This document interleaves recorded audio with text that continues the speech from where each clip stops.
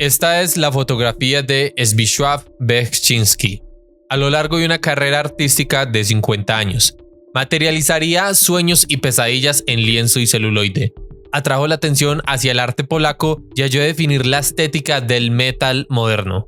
Nacido en 1929 en su lugar de nacimiento Sanok, tenía una de las mayores poblaciones judías de toda Polonia antes de la Segunda Guerra Mundial, aproximadamente el 30% de la ciudad. En 1940 se crearía un campo de concentración a las afueras y permanecería funcional durante los siguientes 3 años. Lamentablemente, lo demás es historia. Pero después de la guerra, este pintor comenzaría originalmente a fotografiar el mundo que lo rodeaba durante la ocupación soviética de su país. Es innegable que los horrores que experimentaría durante toda su adolescencia desempeñaron un papel fundamental en la mentalidad que plasmaría en sus obras.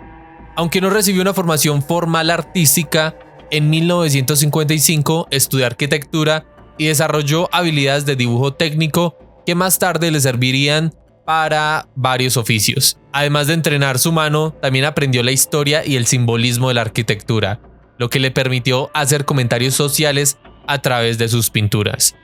Tras finalizar sus estudios, regresaría a Sanok y diseñaría autobuses para una empresa de construcción llamada Autosan. Sin embargo, durante este tiempo continuó experimentando con la fotografía, incorporando objetos que encontraba en el sitio de construcción y las acoplaba a las imágenes que allí fotografiaba. Fue en ese entonces que decidiría convertirse en fotógrafo a tiempo parcial como un proyecto paralelo a su carrera. Fue en 1957 cuando Beksiński irrumpiría en el mundo del arte con sus primeras obras fotográficas. En ese momento la idea filosófica predominante era la de la fotografía pura o fotografía directa, promovida por artistas como Paul Strand, Edward Watson y Ansel Adams. El objetivo de este estilo era utilizar la cámara para crear imágenes lo más nítidas posibles, empleando la luz para resaltar todas las texturas naturales disponibles. Este estilo nacería como un rechazo al pictorialismo, la corriente dominante de la fotografía artística a principios del siglo XX, en la que los fotógrafos intentaban capturar la vida de manera borrosa y difusa, muy similar al movimiento del impresionismo. La fotografía pura se oponía a esta visión idealizada y trataba de presentar los objetos tal y como eran, en lugar de como un romántico los percibiría en estos movimientos artísticos. El crítico de fotografía Alfred Legoshi criticó públicamente la imagen, afirmando que el trabajo de Beksiński era antifotografía. Esta filosofía es evidente en todas sus primeras obras fotográficas. Sus sujetos eran manipulados, dirigidos y posados de maneras específicas, y siempre estaban oscurecidos de alguna forma. Unas sillas desenfocadas en primer plano fragmentaban la figura de Sadie Corset. Espejos interrumpían la simetría natural del cuerpo, los sujetos eran desenfocados y sus rostros quedaban ocultos entre sombras ambiguas. A principios de la década de 1960, aunque era un fotógrafo reconocido, Beksiński abandonó por completo la fotografía y donó todas las imágenes al Museo Histórico de Sanok. Declaró que ya no tenía nada más que decir a través de ese medio y que este limitaba su imaginación. Aunque hoy en día el artista es conocido exclusivamente por su pintura, en sus fotografías de los años 50 ya se vislumbraba la formación de su característico estilo existencialista, o como mejor me gusta llamarlo, horror cósmico. El horror cósmico es un subgénero del terror que se centra en lo insignificantes y frágiles que somos los seres humanos en comparación con todo lo que nos rodea. De allí a que en algunas de sus obras se van estructuras gigantes en los que nos hace parecer seres insignificantes. Aquí, el miedo proviene de lo que no podemos entender ni explicar. Las criaturas o entidades en estas historias son ajenas a la lógica humana. De allí también a que varios de estos seres que vemos en sus obras sean tan disruptivas y extrañas. Si bien el autor más conocido de este estilo es H.P. Lovecraft, reconocido por su obra de La llamada de Cthulhu, Beksiński encaja perfectamente dentro del horror cósmico, aunque no de la manera tradicional como el autor que ya hablamos de Lovecraft.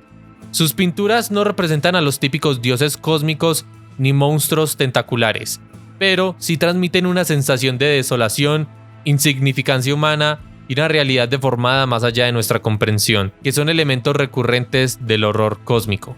Desde principios de los años 60 hasta mediados de los 80, Beksinski entró en la etapa más reconocida de su carrera. En esta fusionaba arquitectura, espiritualidad, erotismo, guerra y lógica onírica en un conjunto de pinturas infernales.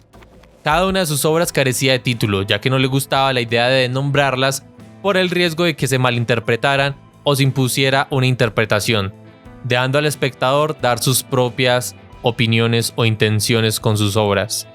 En una entrevista de 2002 explicó que, en su opinión, la interpretación es algo impuesta por otros.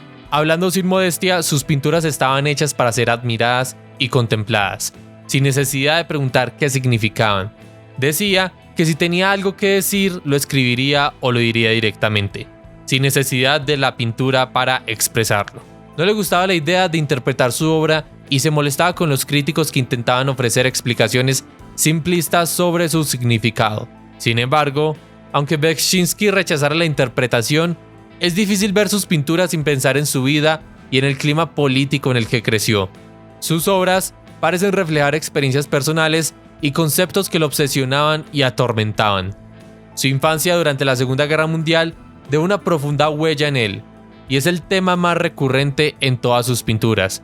Criaturas monstruosas se esconden detrás de fachadas de arquitectura grecorromana, cascos de guerra aparecen repentinamente, como la imagen de individuos arrastrando cuerpos mientras viajan sobre un casco gigante. Edificios en llamas, destrucción y caos dominan sus mundos. El color azul también parece ser un elemento significativo.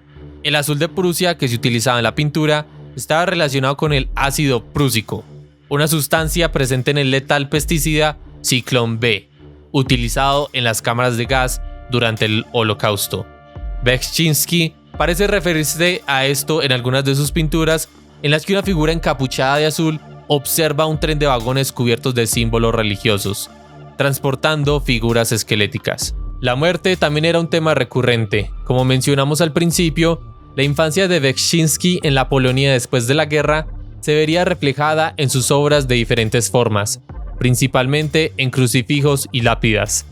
La obra que más llama la atención es la que llaman por su escritura en latín In hoc signo vinces, que traduce algo como en este signo vencerás, frase que fue utilizada como lema militar por Constantino el Grande a principios del siglo IV, después de, según se informa, tener una visión de una cruz con estas palabras inscritas en ella.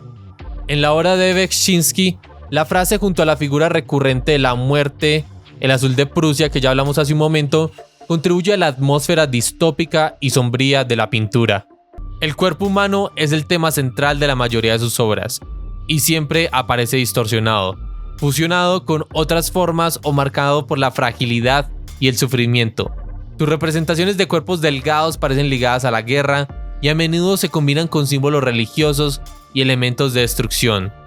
En los años 90, Beksinski experimentó con el arte digital, utilizando Photoshop para manipular fotografías. Aunque esta etapa no es la más destacada de su carrera, él mismo encontró en estas herramientas una nueva perspectiva para su creatividad. Alguien que claramente estaba insaciable de arte y de querer expresarlo a su forma. Sin embargo, con el tiempo se sintió frustrado con el arte digital y regresó a la pintura en los años 2000.